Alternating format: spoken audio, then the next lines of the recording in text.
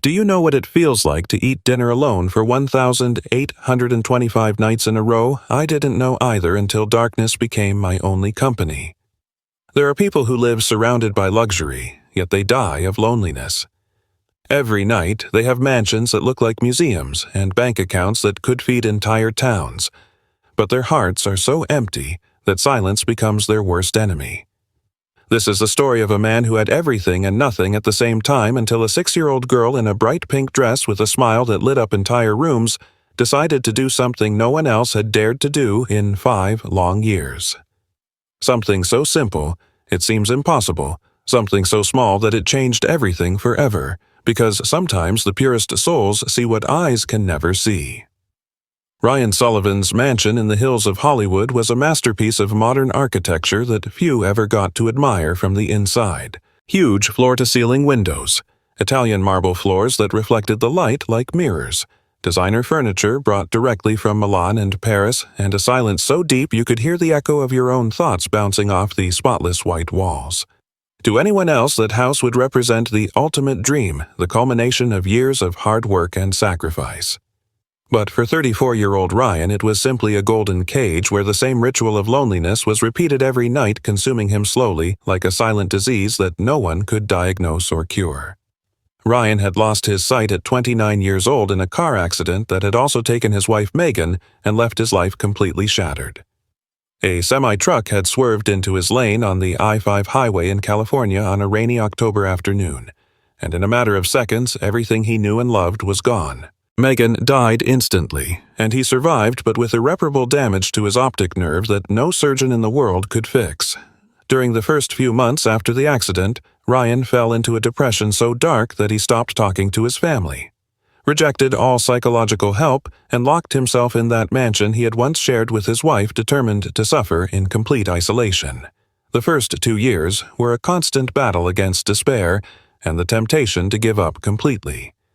Ryan had to learn how to move in a world he could no longer see, to recognize every corner of his house by counting steps, to identify objects by their texture and temperature, to cook without burning himself, to get dressed without help. But more than learning to live without seeing, he had to learn to live without Megan. Without her laughter filling every room, without her warm hands waking him every morning, without her voice telling him everything would be okay, even when nothing seemed to be.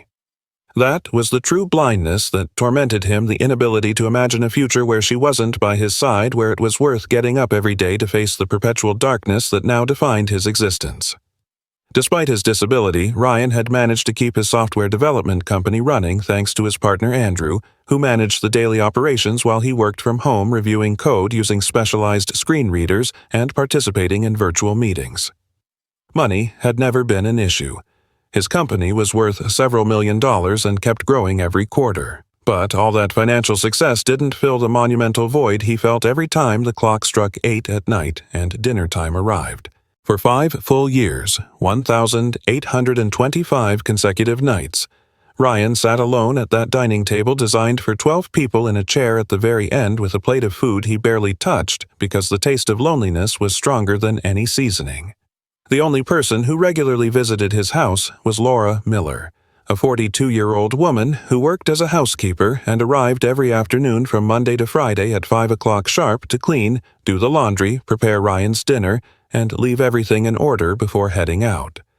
Laura was a small woman, but strong, with hands weathered by years of hard work and a heart that had learned to be resilient after raising her daughter Violet alone since her husband abandoned them when the girl was just 2 years old. She had been working for Ryan for the last 4 years, ever since he posted an ad looking for someone who would come in the afternoons and wouldn't ask unnecessary questions or try to start conversations he didn't want to have. The first day Laura arrived to work, Ryan made the rules very clear to her. His voice was cold and direct, without a trace of kindness or courtesy. He told her she had to arrive exactly at 5 in the afternoon, that she had to prepare dinner following the weekly menu he would provide, that she had to leave it served on the table at 8 o'clock sharp and leave immediately after without making noise or saying goodbye. He explained that he didn't want to hear music while she worked, that she shouldn't move any of his personal items from their place because he located them using spatial memory, and that he definitely didn't want to maintain any kind of conversation about his personal life, his accident, or any other topic involving emotions or feelings. Laura listened to everything in silence, nodded respectfully, and accepted the job because the pay was exceptionally good, and she desperately needed the money to support Violet. For 4 years, Laura followed every rule to the letter. She arrived on time, worked in silence, prepared delicious meals that Ryan barely tasted, and left like a ghost, leaving no trace of her presence other than an impeccably clean and tidy house. She never tried to converse with him beyond a brief, "Good afternoon, Mr. Ryan," when she arrived, and a whispered, "See you tomorrow," when she left. Although he rarely responded to either greeting, she observed with silent sadness how that young and successful man was consumed by his own bitterness, how his face looked more gaunt every day despite being just 34 years old, how his shoulders hunched under the invisible weight of a pain he didn't know how to release. But everything changed on a rainy Tuesday in April, when Laura arrived at the mansion with an urgent problem she hadn't been able to solve. Her neighbor, who normally looked after Violet after school, had to make an emergency trip to San Diego because her mom was really sick, so she'd be gone for the whole week.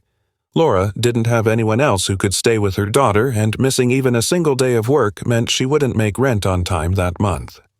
After debating it for hours, she decided she had no choice but to bring Violet along with her and pray that the girl would sit still and keep quiet in the kitchen while she worked without Ryan ever even noticing she was in the house. Violet was a special 6-year-old with boundless energy and a curiosity that knew no limits. She had light brown hair, tied back in a high ponytail with a white bow her mom had put on her that morning, and honey-colored eyes that sparkled with intelligence and mischief. And that day she was wearing her favorite dress, a bright pink one with little white flowers embroidered on it that she'd picked out herself at the mall 3 months ago. She was the kind of kid who made friends anywhere, who'd say hi to strangers at the grocery store with a smile so genuine it would melt hearts, who asked why about absolutely everything she saw or heard, and who firmly believed that all good people deserved to be happy, no exceptions. When they got to the mansion that Tuesday at 5 o'clock sharp, Laura explained to Violet as seriously as she could that she had to stay sitting in the kitchen without making a sound, without touching anything, and definitely without going near the man who lived in the house because he needed a lot of peace and quiet. Violet promised solemnly that she'd be good. She pulled her crayons and coloring book out of her pink backpack and sat on a tall stool in the corner of the kitchen while her mom started working. For the first 2 hours, everything was perfect. The little girl colored with total focus while Laura cleaned the bathrooms, vacuumed the carpets, and dusted the furniture with the efficiency of someone who's perfected her routine over the years. But then came the moment Laura feared the most. 8 p.m. time to serve dinner. She had prepared grilled chicken with barbecue sauce, mashed potatoes, and a fresh garden salad, one of Ryan's favorites that he usually ate at least twice a week. She served everything carefully on the white porcelain china. She placed the silverware in its exact spot, set the folded cloth napkin next to the plate, and carried the tray into the dining room where Ryan was already sitting in his usual spot at the head of the table, hands resting on his lap, and his gaze lost in that darkness only he could know. Laura set everything down in front of him in total silence, just like she did every night, and she was about to leave when she heard little footsteps coming down the hall. Violet had finished coloring and, being the curious kid she was, had decided to explore that giant house that looked like a fairy tale castle to her. She walked down the hallway admiring the white walls and abstract paintings she didn't understand but still thought were beautiful. And eventually she made it to the dining room where she saw her mom standing next to a man sitting all by himself at a massive table. The first thing Violet noticed was how big and empty that table looked, and how sad it seemed to have so many chairs with only one of them taken. The second thing she noticed was that the man wasn't eating. He was just sitting there staring into space with an expression on his face she couldn't identify, but it gave her a strange feeling in her chest like something was very wrong. Laura almost had a heart attack when she saw her daughter standing in the dining room doorway. Her eyes went wide as saucers and she made frantic gestures with her hands for her to go back to the kitchen immediately. But Violet wasn't looking at her mother, she was staring intently at Ryan with that intensity typical of children who haven't yet learned to hide their curiosity. After a few seconds that felt like forever, the little girl tilted her head slightly to the side and asked with her clear, direct little voice without any filter or fear, "Why are you eating all by yourself? Don't you have any friends?" The silence that followed was so thick Laura thought she could cut it with a knife. Ryan stood completely still with the fork still in his hand without having tasted a single bite. It was the first time in 5 years that anyone had asked him something personal during dinner. The first time a child's voice interrupted that ritual of solitude that had become his way of life. Laura was paralyzed between the horror of knowing she had just broken the most important rule and the instinct to run to her daughter to get her out of there before the situation got worse. But something in Ryan's expression made her stay still, waiting, holding her breath. Ryan opened his mouth as if he were going to say something, but no words came out. His face, usually so expressionless and controlled, showed a split second of confusion, maybe even vulnerability. No one had ever spoken to him with that brutal honesty that only small children possess, that ability to ask the questions that everyone thinks but no one dares to say out loud. Finally, after what seemed like an eternity, his voice came out rough and low. "No, I don't have any friends." Violet processed that answer with the seriousness of a judge weighing evidence. She nodded slowly as if that explained everything and then said something that left both adults completely disarmed. "That's so sad. Eating all by yourself is the worst thing in the world. My mommy says food tastes better when you share it with someone you love." "I can have dinner with you. I can be your friend if you want." Ryan's world came to a complete stop in that moment. For 5 years he had built walls so high and so thick around his heart that he thought they were impenetrable, that nothing and no one could ever get through them. He had perfected the art of keeping people at a distance, of answering with one-word answers and awkward silences until everyone eventually gave up and left him alone with his pain. But this girl, this little stranger with a voice like a little bell and a question so simple it seemed impossible, had just made a crack in those walls he had taken years to build. Laura was completely pale, ready to grab Violet by the hand and run out of that house to never return, willing to accept that she had just lost the best job she'd had in years for not being able to control her daughter's infinite curiosity. But before she could move or say anything, Ryan did something completely unexpected. He slowly lowered his fork, which he was holding in his right hand, setting it down next to his plate with a deliberate, careful movement, and after a pause that felt like it dragged on for hours, even though it was actually just seconds, he nodded almost imperceptibly and spoke in a voice that sounded rusty from lack of use. "All right, you can have dinner with me if you want." Violet smiled with a joy so genuine and overflowing it lit up the whole room. She ran to the kitchen, her little feet pattering against the marble floor. She grabbed a chair that was way too heavy for her but dragged it along with admirable determination, placing it right next to where Ryan was sitting. She scrambled up with that agile hop only kids can pull off and waited patiently while her mother, still in shock and unable to fully process what was happening, brought her a plate with a smaller portion of the same dinner she'd prepared for the master of the house. That night, for the first time in 1,825 consecutive days, Ryan didn't eat alone.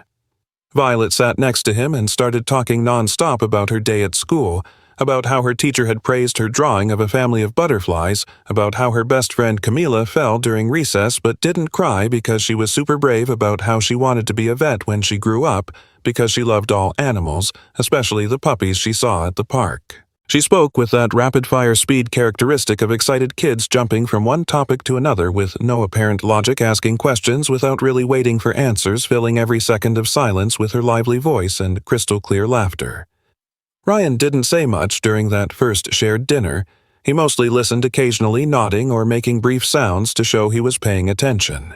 And for the first time in 5 long years, he finished everything on his plate. Not because the food was particularly delicious that night, but because he was so distracted by this chatty little girl that he forgot to feel miserable and just ate without thinking, without analyzing, without remembering all the dinners he'd shared with Megan at that very table back when she was still alive and the world still had colors he could see. When Violet finished eating, she hopped off her chair with the same energy she'd climbed up with, grabbed her plate with both hands, and announced with pride that she always helped her mom clear the table because that's how responsible, polite girls behave. Ryan listened to her footsteps fading into the kitchen, heard her voice chatting excitedly with Laura about something involving unicorns and rainbows, and for a moment he sat there alone again in that chair at the end of the table, but the silence no longer felt the same. It wasn't that crushing void that kept him company every night anymore, but something different, something that could almost be described as peace if he hadn't forgotten what that felt like. Laura walked over a few minutes later, her hands shaking slightly, ready to apologize 1,000 times and beg him not to fire her. But before she could say a single word, Ryan spoke first. His voice still sounded rasping, but there was something different in it, a tone that hadn't been there in years. "Laura," he said without turning to face where she was standing, Tomorrow, you can bring Violet again if you need to. No, it doesn't bother me." Laura felt her eyes welling up with tears, but she held them back with all her might. She murmured a barely audible thank you and left the mansion that night with her daughter holding her hand tightly, unable to fully believe what had just happened. From that rainy Tuesday in April on, everything changed. Violet started coming with her mother every afternoon after school, and every night at 8 o'clock sharp, she'd drag her chair right up next to Ryan, and they'd have dinner together while she filled the air with her endless stories, her curious questions, and her contagious laughter that echoed through the whole house. At first, Ryan just tolerated her answering with one-word replies when she asked him direct questions, and mostly just staying silent while she chattered away non-stop. But little by little, week after week, something inside him began to shift, to soften, to wake up from that emotional hibernation he'd been trapped in for 5 years. He started asking questions about her day, remembering the names of her classmates and her teachers, to chuckle softly when she told a particularly funny story about the mischief she got up to with Camilla during recess. Violet, with that strange wisdom some kids possess, never asked him why he couldn't see. She never showed pity or discomfort about his blindness. She simply treated him like she would treat anyone else, with that natural, judgment-free acceptance that only little kids can give. To her, Ryan wasn't some lonely blind man trapped in his own darkness. He was simply her friend, who had dinner with her every night and who listened to her stories with an attention that not even her own mother could give her because she was always busy working or worrying about paying the bills. One Friday night, about 6 weeks after Violet started having dinner with him, the little girl came to the table with a drawing she'd made specially for Ryan. She described it in great detail while she placed it in his hands, explaining that she'd drawn 2 people sitting at a really big table eating together. One was her in her favorite pink dress and her white hair bow, and the other was him with his dark glasses and the blue shirt he always wore. In the corner of the drawing, there was a bright yellow sun with long rays and a huge smile, and up in the sky, there were fluffy clouds shaped like hearts. Ryan ran his fingers gently over the paper, feeling the raised crayon lines, imagining the colors he couldn't see, but that Violet had described with such enthusiasm. And for the first time in 5 years, he felt that something inside his chest was cracking. Not from pain, but from something he had forgotten existed, something that remotely resembled hope. That night, after Laura and Violet left, Ryan stayed sitting in the dining room for a long time, holding that drawing in his hands. He thought about Megan, and how unfair it had been to lose her in such a violent and sudden way, about how the accident hadn't just taken his sight, but also his will to live, and how he had wasted 5 years. Whole years of his life hiding in that huge house that had become his prison. But he also thought about Violet, about her laughter filling empty rooms, about her incessant questions that forced him to think about something beyond his own pain, about how that 6-year-old girl had done in weeks what no therapist, no family member, no friend had managed to do in 5 years. She had succeeded in making him want to move forward. The months kept passing, and the daily routine transformed completely. Ryan began to anxiously await 5 in the afternoon, when he would hear the main door open and Violet's footsteps running down the hall shouting, "I'm home!" With that overflowing energy that never seemed to run out ever, he started specifically asking Laura to cook dishes he knew were the girls' favorites: cheeseburgers with extra fries, macaroni and cheese with crispy bacon, apple pie with vanilla ice cream. He bought board games adapted for blind people and taught Violet how to play checkers using pieces with different textures, how to assemble giant puzzles where each piece had a unique shape he could identify with his fingers. One afternoon in August, almost 4 months after that first shared dinner, Violet arrived noticeably quiet and with red puffy eyes, as if she had been crying. Laura explained to Ryan in a low voice that the girl had had a very difficult day at school because some classmates had made fun of her for not having a dad. They had told her that her family was incomplete, and that was why she was different and weird. Ryan felt a protective fury he hadn't experienced in years, a burning rage against those cruel kids who didn't understand that families come in all shapes and sizes, and that love isn't measured by the number of people, but by the quality of the connections you share with them. During dinner that night, Ryan did something he had never done before. He told Violet about Megan, about how she was the kindest and funniest person he had ever met, about how they met in college when they were both studying programming, and she had helped him understand a complicated code he couldn't solve about how they got married in a small ceremony in Carmel surrounded only by close family and intimate friends, about how she died in the accident that also took his sight. He explained to her with simple words that sometimes the people we love the most have to leave sooner than we would like, and that it's terribly unfair and painful, but that doesn't mean we stop loving them, or that their absence makes us less valuable or less complete people. He told Violet that he had spent 5 years believing that without Megan, his life had no meaning or purpose, that he had been so lost in his pain that he had forgotten he was still alive, and that the living have the responsibility to keep going, even if it hurts to find new reasons to smile, even if the old reasons are no longer there. And then, with a voice that trembled slightly but was completely sincere, he told her that she, with her pink dress and her contagious laughter and her endless questions, had reminded him that life could still be beautiful even in the darkness. That happiness hadn't died with Megan, but that she was simply waiting patiently, waiting for him to be ready to let her back in. Violet listened to everything with that seriousness that kids have when they're processing something really big.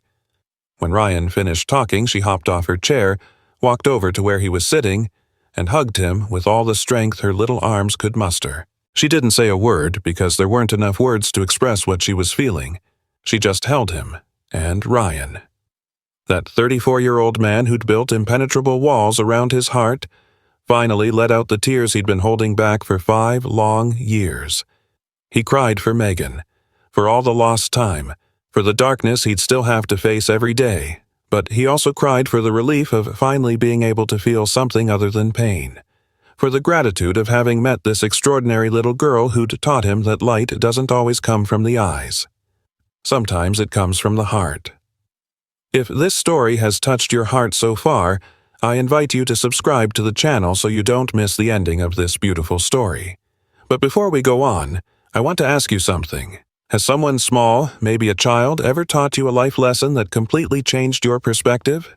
Tell me about it in the comments. I'd love to read your experiences. After that night of tears and hugs, something fundamental changed in the dynamic of that house, which for so long had been a mausoleum of painful memories and self-imposed loneliness. Ryan started coming out of his room earlier. He wouldn't wait until 8 at night for human contact anymore. Instead, he'd come down to the living room when he heard Laura and Violet arrive, and he'd spend the afternoons talking with the little girl while she did her homework at the dining table or played with her dolls on the living room rug. He started asking questions about Laura's life, about her dreams and aspirations beyond cleaning houses, about the struggles she faced as a single mom, about the sacrifices she'd made over the years to give her daughter a decent life full of opportunities. One September afternoon, Ryan proposed something to Laura that left her completely speechless. He offered to pay for Violet's entire college education when the time came, covering not just the tuition, but also book supplies and any other expense related to her studies. The only condition was that the girl keep visiting him and having dinner with him just like they'd been doing for the last few months. Laura tried to turn down the offer, saying it was too generous and that she couldn't accept something so huge. But Ryan was firm and insistent. He explained that he had more money than he could spend in 3 lifetimes, that he didn't have any immediate family to leave his fortune to, and that investing in Violet's future was the most meaningful thing he could do with his resources, because that little girl had given him back something no amount of money could buy. She had given him back his will to live. Months went by, and the relationship between Ryan and Violet deepened in ways neither of them had anticipated. She stopped being simply his housekeeper's daughter, and became something much more important, a constant presence filling the empty spaces of his life with genuine joy and renewed purpose. Ryan started affectionately calling her "my little light," because she had literally lit up the darkness he'd been living in for so long. He bought her a pink bicycle with training wheels for her 7th birthday, and spent weeks learning to run beside her in the mansion's backyard, guiding himself by the sound of her laughter and the jingle of the little bell he'd installed on the handlebars so he could follow her path. As for Violet, she started calling Ryan Uncle Ryan, and included him in all her school drawings whenever they asked her to draw her family. In her essays about the important people in her life, she always wrote about him with an admiration and affection that deeply moved her teachers. She described how he was the smartest man she knew, how he taught her fascinating things about computers and programming that she didn't quite understand completely yet, but that sounded magical, and how he told her incredible stories about the trips he'd taken with his wife before the accident, about beaches in Miami with white sand and turquoise water, about the majestic Grand Canyon that touched the sky, about markets in New Orleans full of colors and scents she could only imagine through his words. One Saturday in November, almost 8 months after that first dinner they shared, Ryan did something completely unexpected that took everyone by surprise. He asked Andrew, his partner, to help him organize a special dinner at an elegant restaurant in Beverly Hills, not for clients or investors, but for Laura and Violet. He wanted to celebrate Laura's 43rd birthday, a date she never mentioned because she was used to no one remembering it or thinking it mattered. Ryan booked a private table at one of the city's best restaurants. He ordered a custom 3-tier cake decorated with sugar flowers and an inscription that read, "For the best mother in the world." And he bought gifts carefully chosen for both of them. An Italian wool coat for Laura because he'd noticed hers was old and worn out, and a complete collection of illustrated books about animals for Violet because he remembered her dream of becoming a veterinarian. That night was magical in a way none of the three had experienced in a long time. They dined together like a family, laughing and talking for hours, sharing stories and creating new memories that would be etched in their hearts forever. Laura cried when they cut the cake and everyone sang the birthday song, not out of sadness, but from a gratitude so deep it felt like her heart would burst. She never imagined that that cold, distant man who had hired her 4 years ago with strict rules and harsh prohibitions would turn into someone so important to her and her daughter, someone who treated them with an affection and generosity that went far beyond what any employer would ever do. When they got back to the mansion that night, Violet was so tired that she fell asleep in the car with her head resting on her mother's shoulder. Ryan insisted on carrying her himself to the living room sofa. As he carefully tucked her in with a soft blanket Laura had brought from her room, he felt an emotion so powerful it almost knocked him off his feet. He realized in that moment that this little girl, this pure little soul who had walked into his life without invitation or warning, had become something more than just a friend or occasional company. She had become the daughter he and Megan never had the chance to have, the reason why he now woke up every morning with something like hope instead of the crushing emptiness that had weighed him down for 5 long years. The following months brought even more changes and transformations. Ryan started going to therapy again, not because anyone forced him this time, but because he genuinely wanted to work through his grief and learn to live a full life despite his blindness. He began reconnecting with old friends he had abandoned after the accident, inviting them over to the house occasionally for dinner, showing them he was ready to be part of the world again instead of hiding from it. He even accepted Andrew's invitation to visit his company's offices, something he hadn't done in years, and was surprised to find that his employees welcomed him with applause and words of genuine admiration for his work and leadership. Even though he was working from home, Violet continued growing and developing into a brilliant and compassionate little girl who understood the value of kindness and empathy in ways many adults never managed to grasp. At school, she became the defender of the kids who were left out or sidelined, remembering how she herself had been teased for not having a dad, and how Ryan had taught her that families come in many different shapes and that they are all equally valid and valuable. Her teachers were constantly calling Laura to praise not just her excellent grades, but also her exceptional character, her ability to show compassion for others, and an emotional maturity that went far beyond her years. A full year after that first shared dinner on another rainy Tuesday in April that seemed like a perfect echo of how it all began, Ryan made a decision he had been considering for months. He called his lawyer and asked him to prepare the legal documents to formalize something that was already a reality in his heart. He wanted to set up a permanent trust fund for Violet that would guarantee not only her college education, but also a stable financial future.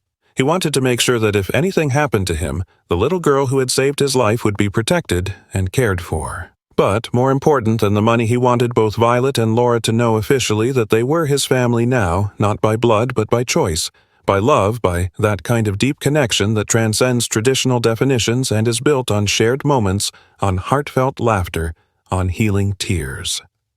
The night he told them his decision, Laura cried so much that Violet had to hug her and assure her that everything was okay, that they were happy tears and there was nothing to worry about.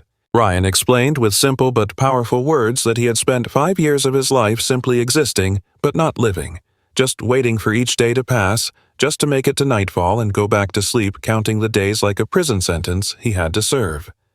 But Violet had changed all that with her simple question that first night, "Can I eat with you?"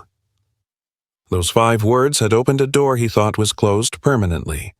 A door toward healing, toward human connection, toward the possibility of being happy again, despite the pain and loss. He told them he had learned that light doesn't always come from being able to see with your eyes, that sometimes the brightest light comes from being able to feel with the heart, from being able to hear the laughter of someone you care about, from being able to share a meal with people who remind you that life is worth living even on the darkest days. He thanked them for giving him a purpose again, for reminding him that he could still be useful and significant in someone else's life, for teaching him that families don't always come from where you expect, but sometimes arrive disguised as housekeepers and 6-year-old girls in pink dresses with questions that change your world forever. Violet, now 7 years old and with a wisdom beyond her years, approached Ryan and took both his hands in her small ones. With a solemn seriousness, she told him that she also loved him very much, that he was her favorite person in the whole world after her mom, that she was very happy he didn't eat all alone anymore because eating together is always better, and that when she grew up and became a veterinarian, like she had always dreamed, she was going to get him a guide dog, especially trained so they could go walking together all over the park without him worrying about tripping over anything. The 3 of them embraced that night in the living room of that mansion, which no longer seemed so big or so cold, which had transformed from a silent mausoleum into a home full of love and laughter. Ryan finally understood something that had taken him 5 years and 1,825 lonely dinners to understand, that the darkness of blindness was nothing compared to the darkness of a closed heart that had spent years blaming the accident for stealing everything, when in reality he had robbed himself of the chance to heal by refusing to let anyone else in, by convincing himself that happiness couldn't exist without Megan. But this extraordinary little girl, with her innocence and her pure kindness, had shown him that love doesn't run out when you lose someone, that the human heart has an infinite capacity to keep loving if you just have the courage to keep it open. Now, every night at 8 o'clock sharp, Ryan doesn't eat alone anymore. He sits at that table that once seemed too big and too empty and shares his meal with his chosen family, with the people who showed him that endings aren't always the end of everything, but sometimes the beginning of something completely new and unexpected. He listens to Violet's endless stories about her day at school, about her dreams and aspirations, about the little adventures she lives every day with the characteristic intensity of childhood. And while he listens, he smiles genuinely for the first time in years, not with that forced polite smile he used as a mask, but with a real smile that comes from the deepest part of his being. Because he finally understands that even though his eyes can no longer see, his heart has fully regained its sight. This story comes to an end, but the message it leaves in our hearts is just beginning. If these words moved you, if you felt every emotion alongside Ryan, Laura, and Violet, I invite you with all my heart to subscribe to the channel. Here we share stories that remind us of the best of humanity, stories that make us cry, but also give us hope. And now, tell me, what city are you watching us from? I'd love to know where our friends are who share a love for these stories that touch the soul. Leave it in the comments, and I'll see you in the next story. Yeah. To add a touch of warmth, imagine how Ryan, inspired by Violet, started hosting small backyard barbecues on summer weekends, inviting neighbors for the first time, sharing grilled hot dogs and stories under the California stars, slowly rebuilding a community around his once isolated life. And during Thanksgiving that year, he surprised Laura and Violet with a full turkey feast complete with pumpkin pie, teaching Violet the importance of gratitude and turning the holiday into their new family tradition.